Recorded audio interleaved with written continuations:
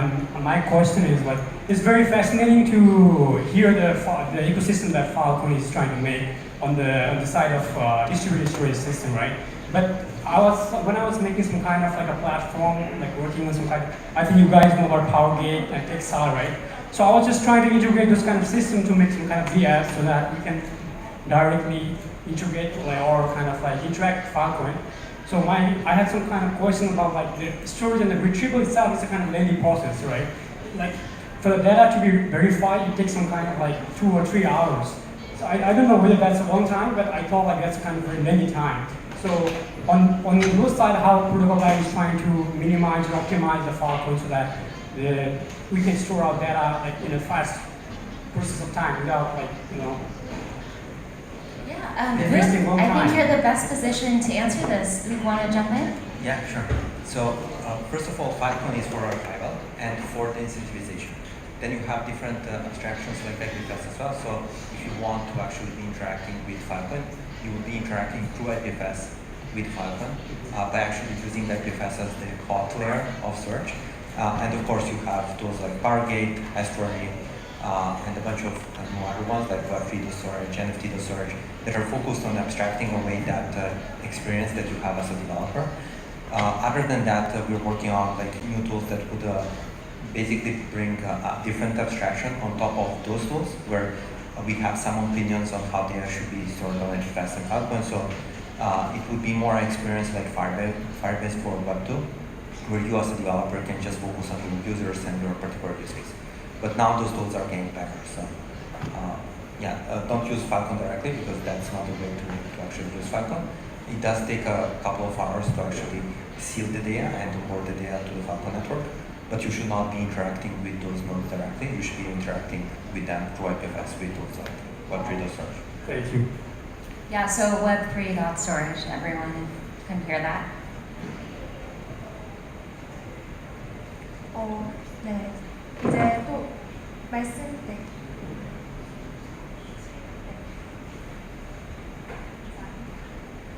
또 하고 싶은 이야기 또는 클라라 사회자분께 거수를 하시고 나서 말씀해 주시면 바로 소통이 가능할 것 같습니다.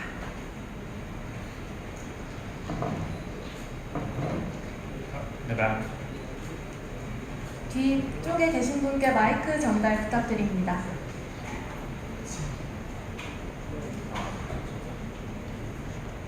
질문을 하실 때는 자기소개 해주시면 감사하겠습니다. 네, 안녕하세요. 저는 파일코인 유튜브를 진행하고 있는 코인클래스라고 합니다.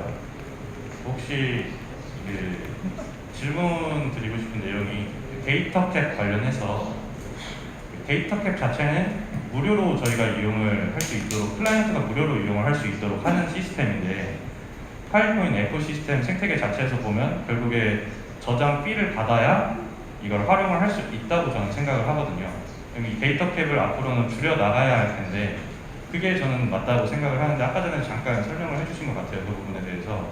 근데 이거를 갑자기 없앤다거나 하는 부분보다 좀 이걸 줄여나가는 방안에 대해서 디스카운트를 할인율을 처음에 100%에서 90%, 70% 이렇게 줄여나가는 좀 구체적인 계획들이 있는지 한번 여쭤보고 싶습니다.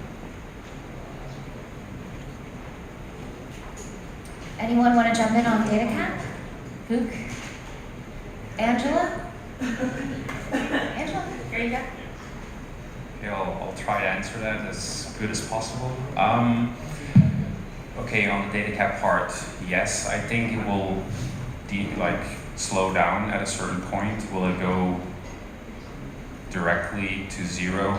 I don't think so. I think your approach would be a approach we could take definitely in the future. When that future comes, I don't know, because I think there is still a lot of data to be onboarded, especially on the open dataset part. I did a talk about Evergreen and Slingshot, which is still ongoing for a very long time. So also growing the network more and more, I think that incentive layer of data cap, getting more clients on board, is definitely going to stay for a very long time for now. I don't really know any time frame, but at least, let's say till all the public data sets are onboarded at least, which is still several petabytes and years to go. So I don't know if that answers your question. Yeah, I would also say that only, I think it's 0.8% of our capacity or of our storage is now filled with data cap. So there's still a lot of room. There's no limit to Filecoin Plus. In the end, it's a decision by the community. And I like your idea, and I think if what I suggest you to do is like actually post it on GitHub so other community members can see that proposal as well. Because right now we're right in the middle of a new FIT proposal to accelerate or the multiplier from a 10x to a 50x that is based on the retention, meaning the duration that you store your data for, which means that our current proposal on GitHub, there's a lot of commentary and a lot of communication, and I suggest you have a look at it, is to encourage storage providers and customers to store data beyond 6 months. And so in that proposal, you will actually get a 50x multiplier, which is a lot, if you store data for 5 years. And so it's kind of linear, right? 1 year is 10x, 2 years is 20x. And this, our goal here is to incentivize those storage providers and customers that are storing data for longer terms. And so this is our response to the community asking for, promoting those who are actually contributing to our long-term vision versus those who are just doing CC sectors and are just mining for the purpose of mining.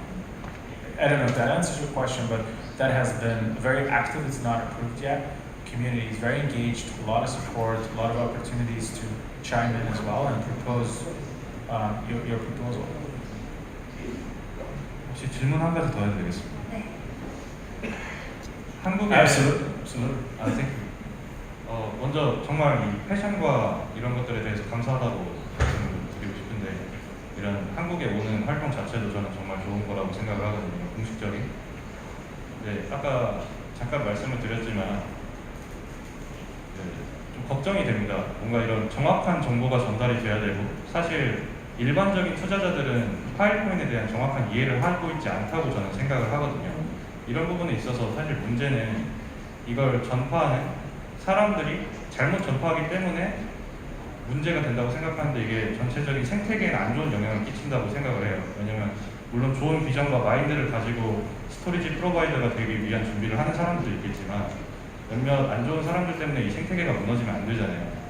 근데 그렇다고 해서 지금 이 파일코인 재단이나 아니면은 프로토콜 랩스 측에서 이걸 적극적으로 제재하거나 이럴 수는 없다고 당연히 이해를 하고 있습니다. 왜냐하면 이건 거버넌스고 그냥 블록체인이기 때문에 그 사람들이 어떻게 이거를 받아들이고 그 사람이 어떻게 이 사업을 진행해 나가는지까지 저희 이 프로토콜 랩스에서 관여할 수는 없다고 생각은 충분히 이해를 하거든요.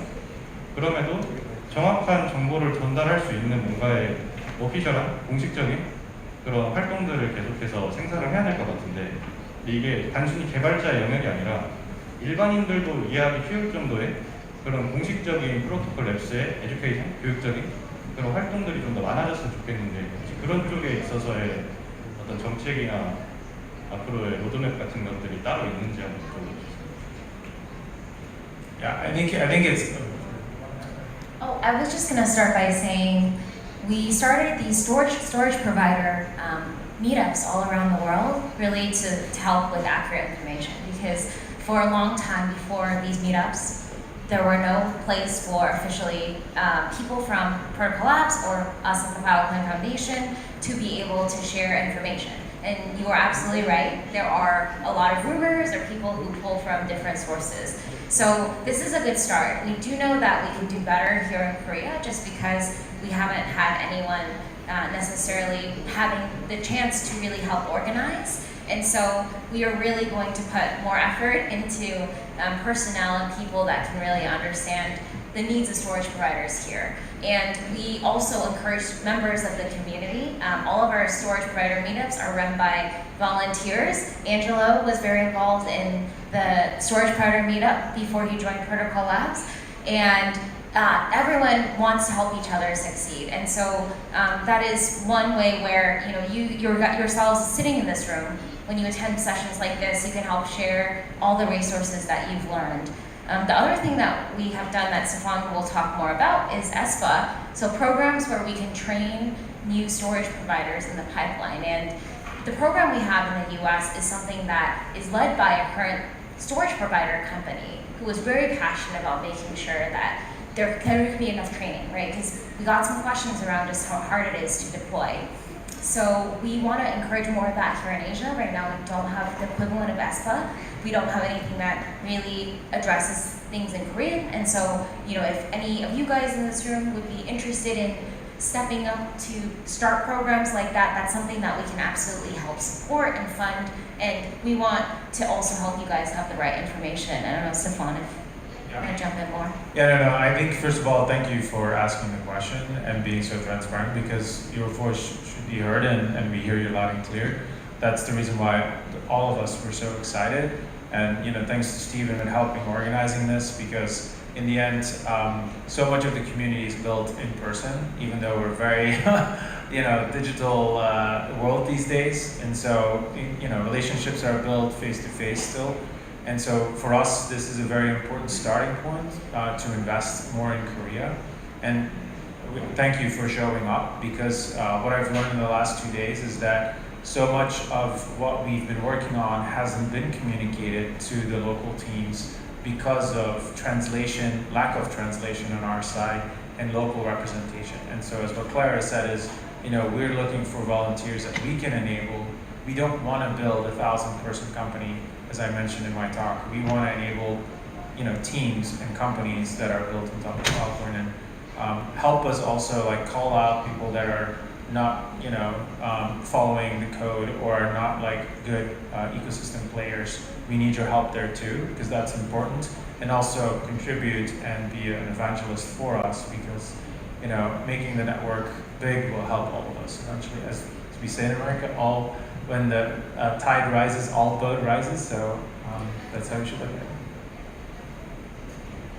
Thank you. Okay, thank you.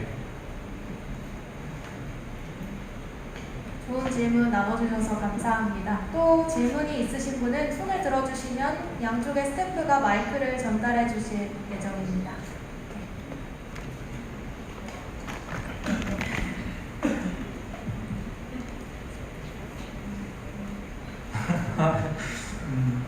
This is Alan Jo from the IPFS Korea Data Center of CTO. I'm very happy about this conference, and during almost 2 years we waiting for this kind of meeting and conference. So, frankly speaking, today I feel we just proceeding our business and the project by ourselves, almost, frankly speaking. During the 2 years, just looking for the document and the checking, testing by ourselves. But today, so many issues and some presentation is almost similar like our goals and our idea and the target. So it is very happy and exciting. But frankly speaking, this is a business. So every business is related with some budget issue and some loss issue. I already discussed about this issue in this morning. We are we have some update lottos and network over 10 times during 2 years. But every update time we encounter the big trouble and make some big issues by some update bug and the errors.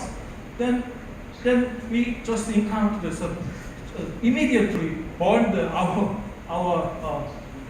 deposit Filecoins, and we lost the big money. But we cannot claim about that kind of our damages for our customers and our chairmen. So I think this issue is already maybe in the protocol labs already known very well and understand about our situation. So I really wish to proceed into this project together and make some big success. But some big damage, we need to take care with each other.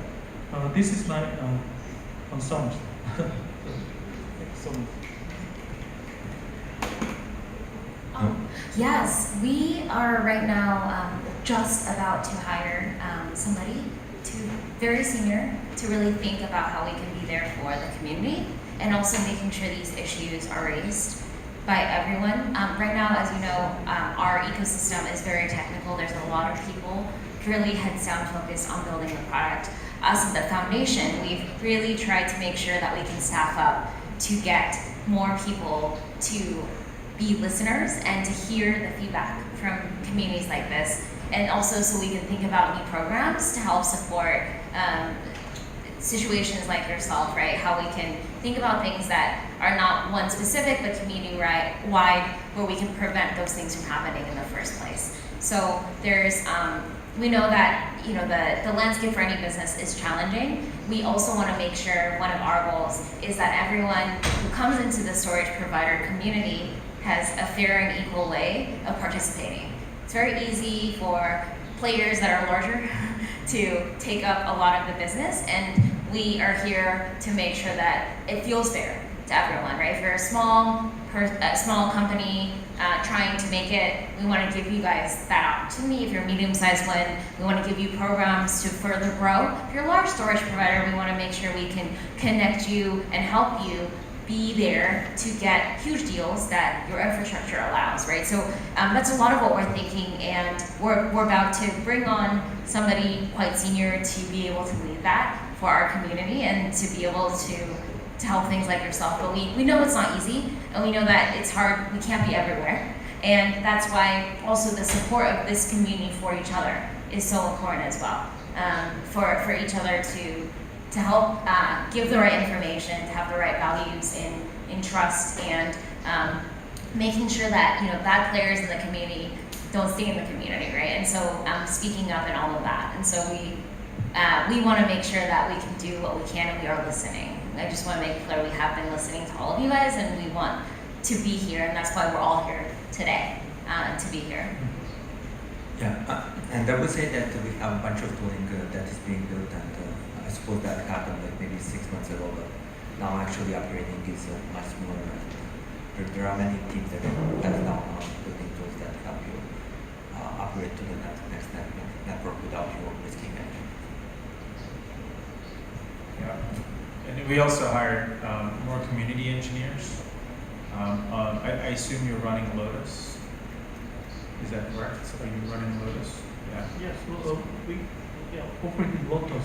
Yeah, so I would recommend, there's a team now in Lotus that's created a dedicated website, lotus.falcon.io, where you can track what the team is fixing and what the team is working on. And the Lotus community engineers that we hired in the last 2 quarters have been tasked to help not only communicate, but also collect better the issues and the feedback from the community. So there's a lot of work in the background that's happening, but it hasn't gone to market yet. Like, a knowledge base repository, for example, and all the issues that that we've seen. And so the team, we understand the challenge, and thank you for bringing it up. It just takes a little longer to get that right, but we are. 네, 앞에 계신 분. Okay. We are in Seoul, so maybe we can give you some technical advice or give you some help. You can contact us. Okay. Thank you. 네, 패널TS 회장님의 말씀 주셨습니다. 마이크, 네. Can you share an update about retrieval markets and how it will affect or it will have positive impact to storage providers in general? Which market? Sir, Can retrieval market. retrieval market? Yeah. Okay, yeah, so something that probably Cloud did not spend enough time surfacing is the fact that there are 2 layers of storage. One is the archival, and the second one is the hot storage. The hot storage is there to actually unlock a bunch of the use cases around computing, because you're not going to be doing computing one day and that will be retrieved in 24 hours. You want to do computing on data that is readily available, not on particular nodes, and you want to be able to find that data on a particular node that can actually execute that computing workload. So in order for us to unlock that, we have to work on retrieval market, which is basically a market that allows nodes that are not focused just on storage, but rather storage that is geographically sparse in particular regions where there is a lot of computational resources to actually be providing that access to the data. So in this particular case, you're not archiving data for 10 years and expecting that to be retrieved very rarely. Rather, you're allowing people to read that data, get some rewards by actually doing that, and leverage the hot data storage that you have. That will imply that that machine is going to be very different. You're going to have SSDs versus hard drives, and you're going to have a very fast internet connection that is meant to allow people to retrieve smaller files. That is not going to be 32 gigabit sectors. It's going to be files of up to 32 gigs and also like larger files. But it is going to be IPFS nodes that will be allowing you to actually do that. And the retrieval market is meant to actually provide that to human. So what we are seeing generally in the ecosystem is that like from going to market with just one goal that we call the miner, we're decoupling the different workloads that that miner needs to do in computing, in archival, in hot storage. We're probably going to see more and more. And I personally think this is the direction that we need to go, because there is a lot of people that want to contribute to this decentralized network, but are not good at doing enterprise storage. So how do we actually enable as many people as possible to be part of the network? And also a very important persona that we did not mention is also the token holder, that in this particular case has governance rights, can vote on particular things, can vote on a particular, can vote like on particular issues that tomorrow will be in the ecosystem. And many of the protocols that are built on top of Filecoin will allow